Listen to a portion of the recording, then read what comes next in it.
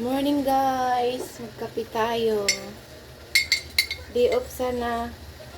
Day off ko ngayon. Holiday pa rin namin 2 days. Kaso walang bantay ng mga bata. Kaya work na naman. Okay lang, may bayad naman. Tsaka nakapag-party din naman kami kahapon doon sa park. May bayad pa rin yun. Uli ako dalawang holiday, 25, 26. Tapos ngayon, gagawa ko ng kape. Tsaka, pinainit ko yung mga namin.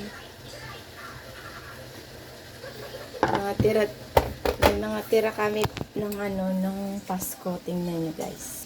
Yan, pinainit ko yung pansit, yung biko, tsaka yung humba guys.